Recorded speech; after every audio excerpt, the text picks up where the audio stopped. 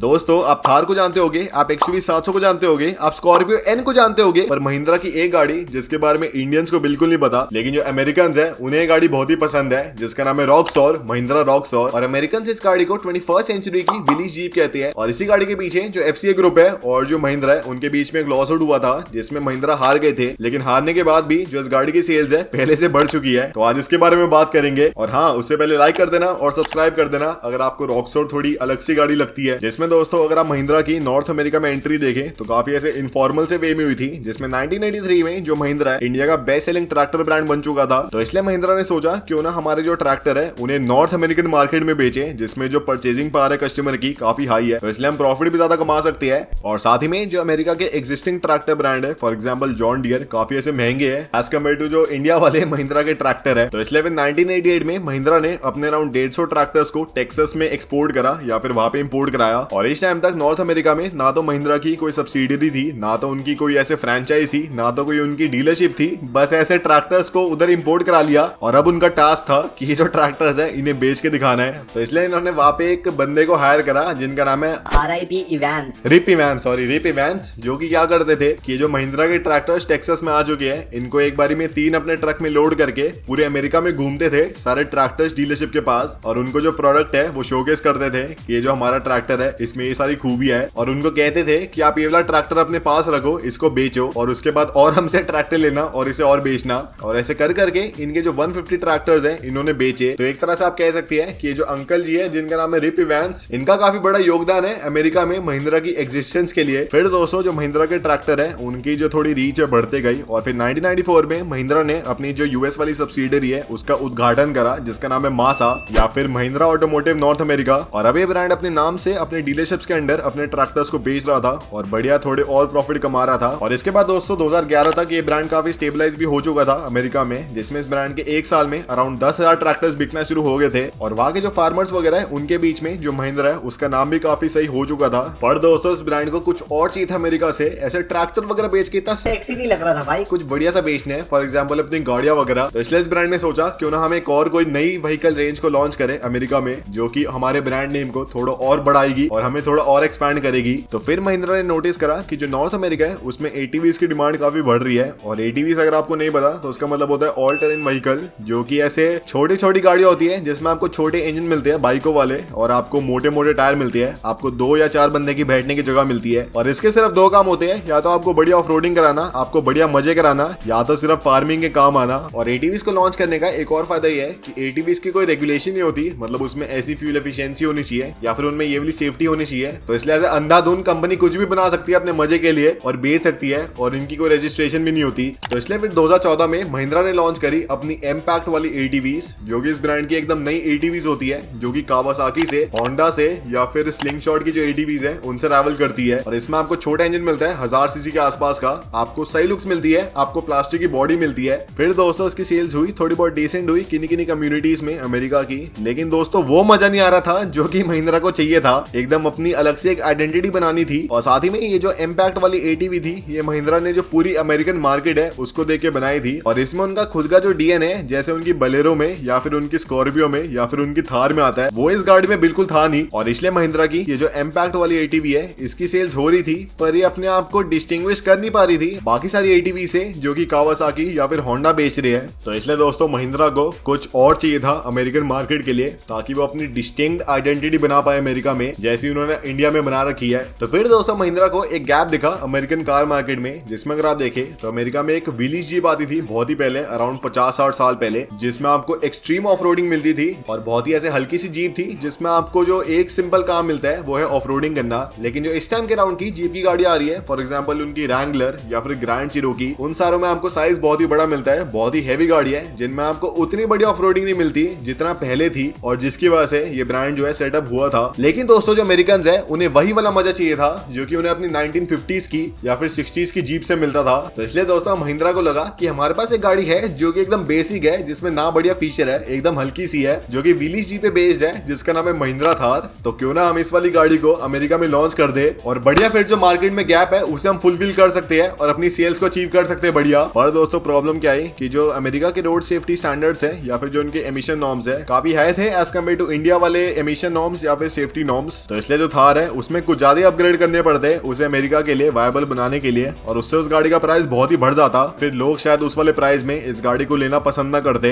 तो इसलिए दोस्तों इस ब्रांड ने थोड़ा बिग ब्रेन वाला अपना दिमाग इस्तेमाल किया, जिसमें दोस्तों इस ब्रांड ने क्या करा कि जो थार है उसमें चेंजेस करके उसकी बॉडी में, उसकी चैसी में, उसके इंजन वगैरह में उसे एटीवी के फॉर्म में लॉन्च कर दिया अमेरिका में। और इससे क्या होगा कि ना तो उन्हें कोई रेगुलेशंस को पास करने की जरूरत है क्योंकि एटीवी में कुछ होता नहीं है, साथ ही में जो उनकी सेल्स है जो कि उन्हें चाहिए वो भी वो अचीव कर सकती है। और ये जो उन्होंने थार को चेंज करके एटीवी बनाया, इसका नाम रखा रॉक्सॉर, महिंद्रा रॉक्सॉर। जिसमें दोस्तों महिंद्रा ने क्या करा कि जो थार है उसकी लेंथ उस टाइम वाली की अराउंड 4000 मिलीमीटर के आसपास की थी, लेकिन जो रॉक्सॉर है उसकी लेंथ अराउंड 400 मिलीमीटर से कम कर दी ताकि जो गाड़ी है थोड़ी कॉम्पैक्ट लगे। फिर दोस्तों सिमिलरली महिंद्रा ने इस गाड़ी की जो विड्थ है, जो इसका व्हील बेस है और जो इसकी हाइट है वो भी रिड्यूस कर दी ताकि ये गाड़ी थोड़ी और एटीवी लाइक लगे। सेकंड दोस्तों महिंद्रा ने क्या करा कि इस गाड़ी को पूरा नंगा कर दिया, मतलब इस गाड़ी से हर एक चीज निकाल दी। जिसमें इस गाड़ी के जो फ्रंट का बम्पर है पूरा ऐसे नेकेड वाला कर दिया, इसमें जो बोनेट है उसका साइज रिड्यूस कर दिया। जो इसके सामने की लुक्स है आपको वही वाली मिलती है जो कि आपको उस टाइम की विलीज जीप में मिलती थी या फिर आपको थार में अप वाली में मिलती है। साथ में महिंद्रा ने इस गाड़ी के जो दरवाजे है पूरे हटा दिए, इसकी जो छत है पूरी हटा दी और रोल केज डाल दिया। जो पीछे वाली सीट है पूरी हटा दी, जो डिक्की का गेट है पूरा हटा दिया, जो इसका इंटीरियर है उसमें जो डैशबोर्ड था प्लास्टिक वाला पूरा हटा दिया और एकदम ऐसे बेर बोन न्यूड गाड़ी बना दी, एकदम ऐसे लोहे की गाड़ी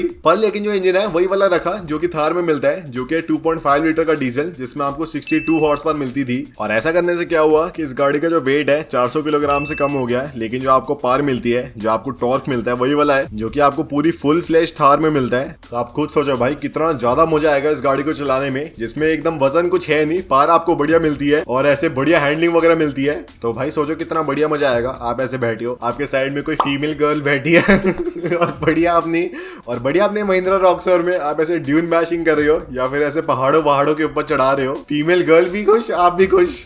और दोस्तों जो अमेरिकन हैं उन्हें भी ये जो रॉक्सॉर है बहुत ही पसंद आना शुरू हो गई और उसके 2-3 मेन रीजन थे। जिसमें पहला रीजन था कि जो महिंद्रा रॉक्सॉर है इसमें आपको ऑलमोस्ट एग्जैक्टली वैसी लुक्स मिलती थी जैसे आपको 1950s की जो विलीज जीप है जिसपे बेस्ड है। आपको गोल वाली लाइटें मिलती थी, आपको ऐसे बॉनेट गोल वाला मिलता था, साथ ही में आपको एकदम बॉक्सी लुक्स मिलती थी और आपको एकदम ऐसे समझ रहे हो ना जो आइकॉनिक पुरानी वाली लुक है विलीज जीप की वो आपको मिलती थी। तो इसलिए जो अमेरिकन है वो काफी इसे रेजोनेट कर पाते थे और उन्हें गाड़ी काफी मस्त लगने लगी। सेकंड दोस्तों इस गाड़ी में बढ़िया चीज क्या थी कि जो बाकी सारी एटीवीज है, फॉर एग्जांपल कावासाकी की या फिर स्लिंगशॉट की या फिर होंडा की, उन सब की जो बॉडी है, जो उनके फेंडर है या फिर इंटीरियर के एलिमेंट्स हैं, उनमें काफी ज्यादा प्लास्टिक का यूज होता था ताकि वो जो गाड़ी है थोड़ी हल्की बने और थोड़ी और उनमें फ्यूल एफिशिएंसी मिले। पर ये जो हमारी देसी महिंद्रा की रॉक्सॉर है इसमें हर एक बॉडी पैनल जो है मेटल का था, जिससे गाड़ी काफी ऐसे स्ट्रॉन्ग फील होती थी, जिसमें आपको लोहा मिलता था हर एक जगह और ऐसा नहीं लगता था कि आपको ऐसे रिमोट कंट्रोल कार चला रहे हो। और दोस्तों जो अमेरिकन है उन्हें तीसरी चीज क्या पसंद आई कि जो बाकी सारी एटीवीज है कावासाकी की या फिर होंडा की, उनमें आपको 750 सीसी का या फिर 1000 सीसी के जो छोटे वाले इंजन है बाइक्स वाले वो आपको मिलती है।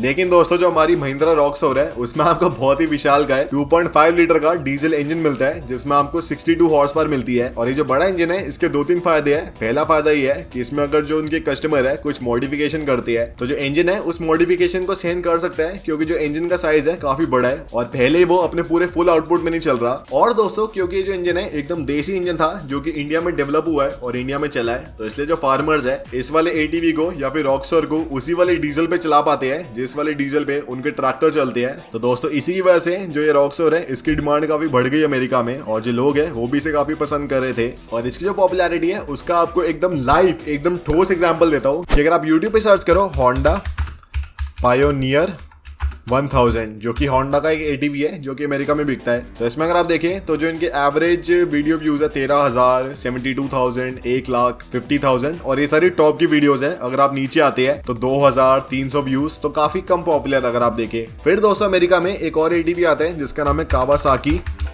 म्यूल। तो जो ये वाला एटीवी है इसकी वीडियोस में 1,00,000 व्यूज, 64,000 व्यूज, 31,000 व्यूज और ये सारी जो वीडियोस है एकदम टॉप वाली वीडियोस है। अगर आप नीचे आते हैं तो व्यूज और कम हो जाते हैं। पर दोस्तों अगर आप सर्च करते हैं यूट्यूब पे महिंद्रा रॉक्सॉर। तो व्यूज देखो भाई 1.5 million views, 8 lakh views, 3 lakh views. भाई देख रहे हो क्या तगड़े व्यूज है, 41,000 व्यूज, 8 लाख व्यूज। तो जो महिंद्रा रॉक्सॉर की पॉपुलैरिटी है काफी ज्यादा है एज कम्पेयर टू किसी भी और अगर आप एटीवी देखे जो कि अमेरिका में इसके सेगमेंट में बिक्री है, क्योंकि जो इसकी अलग से एक डिस्टिंक्ट आइडेंटिटी है इसकी लुक्स की वजह से और इसके इंजन वगैरह की वजह से काफी ज्यादा स्ट्रॉन्ग है। पर दोस्तों इसके बाद थोड़ा कुछ जल रहा होता है मेरे ख्याल से, जिसमें एफसीए ग्रुप जो है 2018 में जो महिंद्रा ग्रुप है उसके ऊपर लॉ सूट कर देते हैं यूएस इंटरनेशनल ट्रेड कमीशन में, जिसमें वो कहते हैं कि जो महिंद्रा की रॉक्सॉर है काफी कुछ सिमिलर है हमारी जीप की पुरानी वाली गाड़ियों से, जिसमें इस गाड़ी में आपको 7 स्लॉट वाली ग्रिल मिल रही है जैसे हमारी पहले वाली जीप रैंगलर में आती थी, आपको वही डब्बे वाली लुक्स मिल रही है जैसे हमारी जीप रैंगलर में आती थी पहले। और इसके जो फेंडर वगैरह है वो भी काफी कुछ स्क्वेयर्ड ऑफ है जैसे हमारी जीप की कार्स में आते हैं। तो जो एफसीए ग्रुप है उन्होंने जो यूएस का कोर्ट है उनसे डिमांड करा